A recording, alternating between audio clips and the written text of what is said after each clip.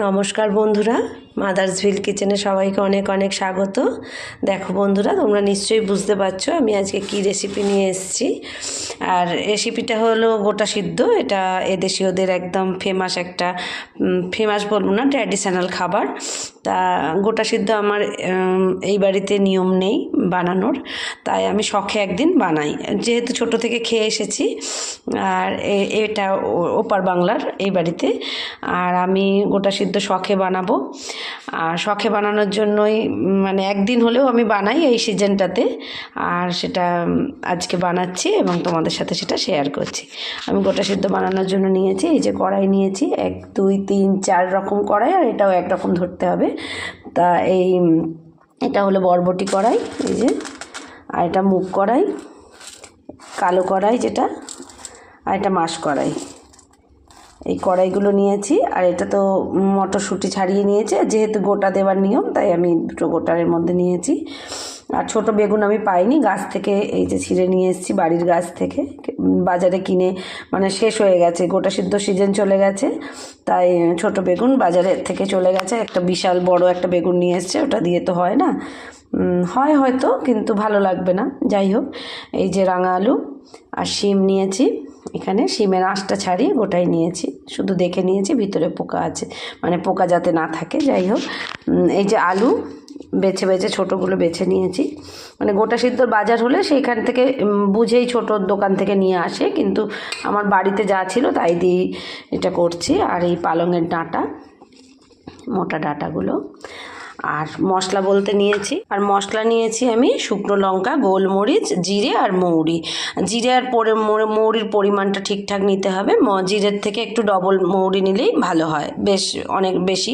আমি 2 চামচ মতো এখানে জিরে নিয়েছি আর 4 চামচ মৌরি নিয়েছি, প্রায় ডবল, মানে পুরো ডবলটাই হয়েছে। 4 চামচ থেকে আর একটু সামান্যই নিয়েছি, বেশির দিকে কম নিইনি, যাতে জিরে আর মৌরিটা যেন ঠিক, মানে মৌরির স্বাদটা যেন ঠিকঠাক হয়, এই ভেবে আমি মশলাটা নিয়েছি এরকমভাবেই।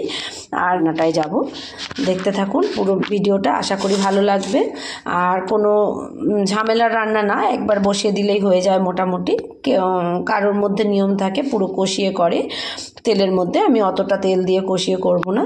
পুরো রান্নাটা দেখুন, আশা করি ভালো লাগবে। প্রথমেই বলেছি বন্ধুরা, এটা আমি শখে বানাচ্ছি, জাস্ট একটু মানে খাবার জন্য, কোনো নিয়ম রক্ষার্থে না। তাই আমি কড়াই বসিয়েছি, নাইলে এটা মেনলি হাঁড়ির মধ্যে হয়, এবং হাঁড়ি আর ওঠানো যায় না। একবার বসিয়ে সেই হাঁড়ির মধ্যেই সমস্ত কিছু মানে কড়াইগুলো নেড়ে নিয়ে তারপরে জল দিয়ে করতে হয়, যাদের যেরকম নিয়ম। কারণ হাঁড়ির মধ্যেই তেল দিয়ে ভাজতে হয় সবগুলোকে, এইভাবে মানে যার যেরকম নিয়ম। কিন্তু কড়ার মধ্যে প্রথমে কড়াইগুলো একটুখানি ভেজে নেব, ভাজা বলতে একটু জাস্ট নাড়াচাড়া করে নেব। প্রথমে দিয়ে দিলাম মুগ কড়াই, একে একে মানে সবগুলোই পরপর দিয়ে দেবো, আলাদা করে আর মানে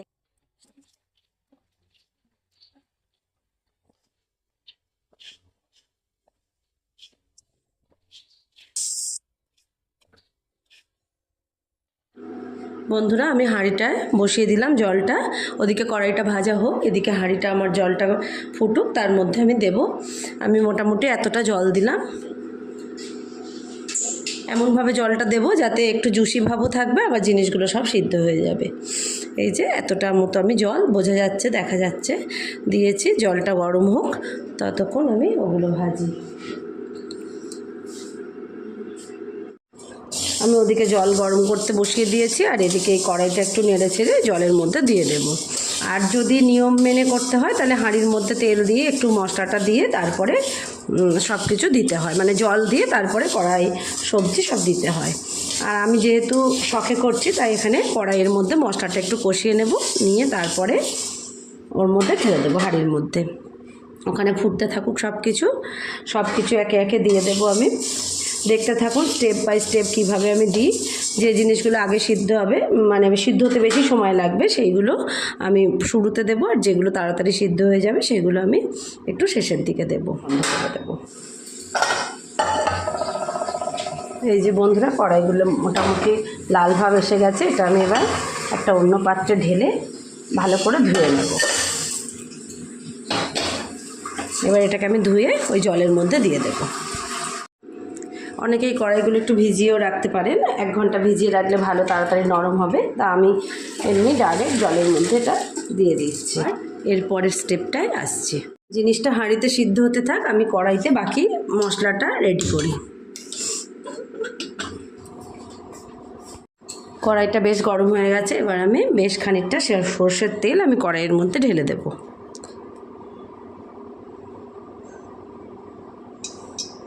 অনেকটা সবজি, অনেকটা কড়াই, তাই বেশ পরিমাণ আমি তেল দিয়ে দিলাম।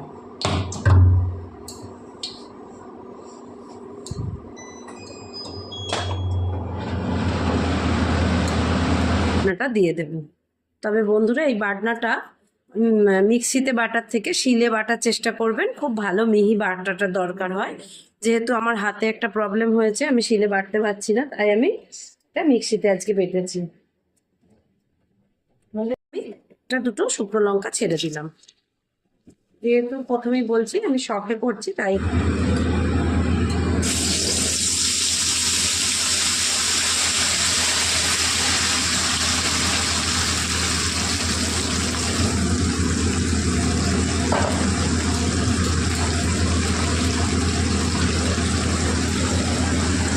হলুদ দিয়ে দিলাম।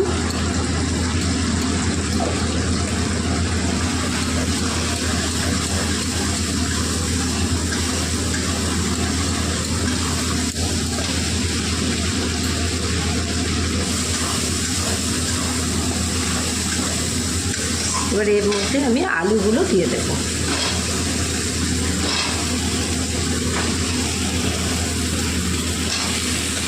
নিয়মে করতে গেলে সবসময় বিজোড় সংখ্যা লাগে, আলু শিম, কিন্তু যেহেতু শখে করছি আমি কটা দিয়েছি গুনেও দেখিনি। যাই হোক, 4, 6, 8, 10, 11 বিজোড় হয়ে গেছে।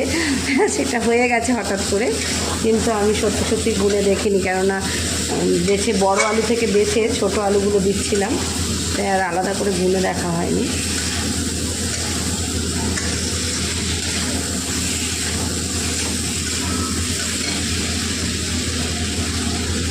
ওই হাঁড়ির মধ্যে এগুলো ঢেলে দেবো।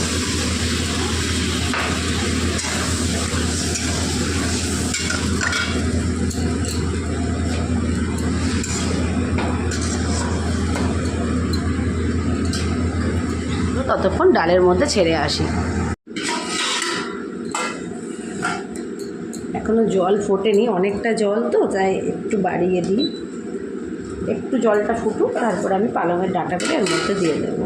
ততক্ষণ বন্ধুরা আমি এখানে রান্না করছি একটা রকম, দেখুন একটা মজার জিনিস। এই দেখুন, এতক্ষণ ইনি ছিলেন না, আমি যেই রান্নাঘরে চলে এসেছি অমনি ওর আসতে হবে, এসে এখানেই ওকে ঘুমাতে হবে। শোনো রে, কত মশা কামড়াচ্ছে, একটু তাকা দেখি। সন্টু, ও সন্টু, হয়ে গেল চিৎপটাং ঘুম হয়ে গেল? প্রচুর মশা। যাই হোক, এবার দেখি, একটু তো জোর দিয়েছি। আসলে অনেকটা জিনিস তো, শোতে সময় লাগবে অবশ্যই। ওদিকে জলটা ফুটুক, ততক্ষণ আমি আলুটা আর একবার দেখি। তবে মশলার এত সুন্দর গন্ধ বেরিয়েছে, আপনারা অবশ্যই একবার ট্রাই করে দেখবেন।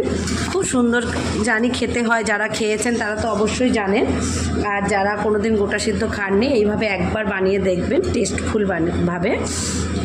সবার নিয়ম সমান না, কারো শুধু সিদ্ধ, কারোর মশলা দিয়ে আছে, আর কেউ সব কিছু সবজি ভেজে করেন। এবার যাদের যেরকম স্বাদ হয়, যারা শুধু সিদ্ধ খায় তাদেরটা হয়তো কোনো বাঙাল বাড়ির লোক খেলে অবশ্যই বলবেন যে কি খায় এরা, কিন্তু সব কিছুর একটা স্বাদ আছে। আর বিশেষ করে কড়াইগুলো যখন সিদ্ধ হয়, কড়াইগুলোর একটা আলাদা স্বাদ আছে, খুব সুন্দর হয়। অবশ্যই ট্রাই করে দেখবেন। আর এটা হতে অনেকটা সময় লাগে, তাই ধৈর্য ধরে বানাতে হয়। আর সেই দিন খায় না, রাত্রে বানিয়ে পরের দিন খায়। আমাদের বাড়ির এটা নিয়ম, জানি খায় না, তার কারণ এটাই যে অনেকটা জিনিস বানাতে অনেক সময় লাগে। আমার তাই মনে হয় যে নিয়ম বলে কিছু হয় না। তো যাই হোক, একবার হলেও ট্রাই করবেন, আশা করি খুব ভালো লাগবে। দেখতে থাকুন, ভিডিও একদম স্কিপ করবেন না, যেইটুকু মানে যেভাবে দেখাচ্ছি এইভাবে একবার করে দেখবেন, খেতে অসাধারণ হয়।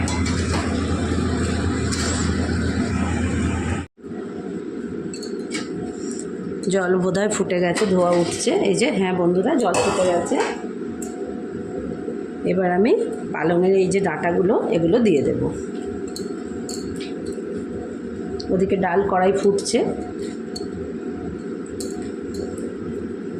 প্রত্যেকটা সবজি ভালো করে ধুয়ে নেবেন, সবজির মধ্যে মাটি বালি এগুলো থাকে, তাই মুখে কিরকির করবে।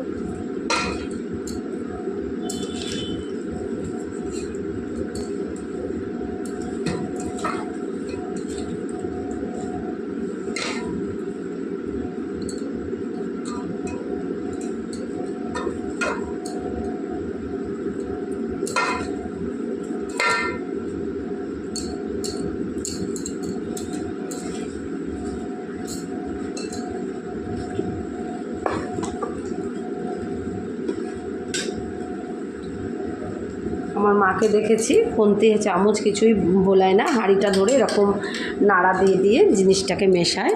কিন্তু আমি তো অনেক সহজভাবে করছি, জিনিসটা দেখাতেও পাচ্ছি সহজভাবে। তবে যাদের যেরকমভাবে চালু আছে সেইভাবেই করবেন, কিন্তু আমি এইভাবে করছি। যাদের নিয়ম নেই, যারা শখে আমার মতো খেতে চাইছেন, আমার রেসিপি দেখে অবশ্যই একবার ট্রাই করে দেখবেন। এই যে বন্ধুরা, এই যে মশলা একদম সুন্দর কষানো হয়ে গেছে আলুর সাথে। আলু না দিলেও শুধু কষিয়েও দিয়ে দেওয়া যায়, তবু যেহেতু তেলটা বেশি, তাই আমি আলুগুলো এর মধ্যে দিয়ে দিলাম।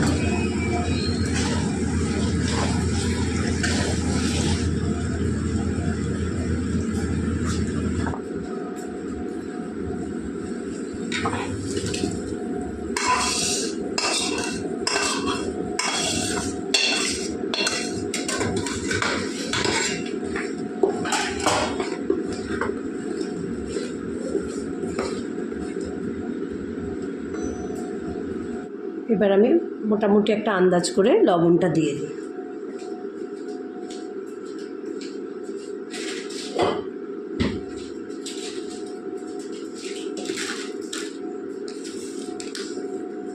তখন মশলা কষে আমি এতটা দিয়েছিলাম আন্দাজ করে, আবার এতটা দিলাম।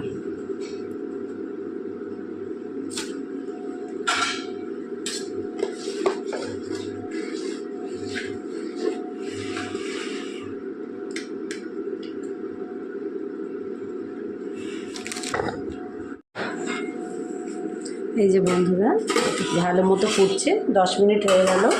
10 মিনিট পরে আমি এবার রাঙালুগুলো এর মধ্যে দিয়ে দেব।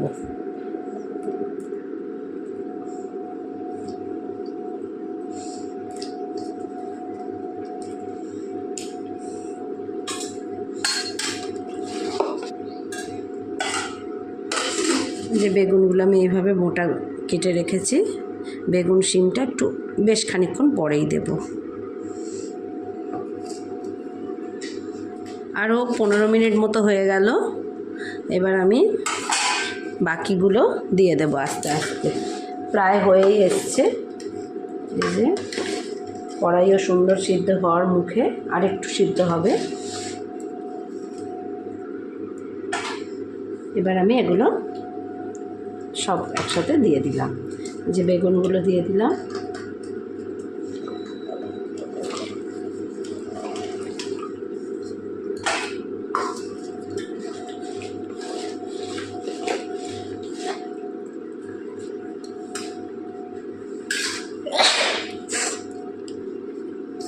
ঝোলের পরিমাণটা ঠিকই থাকবে, আশা করছি লবণের পরিমাণটাও ঠিক থাকবে। যাই হোক, এবার হতে থাক। একদম শেষে আপনাদের দেখাবো কেমন গোটা সিদ্ধ রেডি করলাম আমি, দেখতে থাকুন।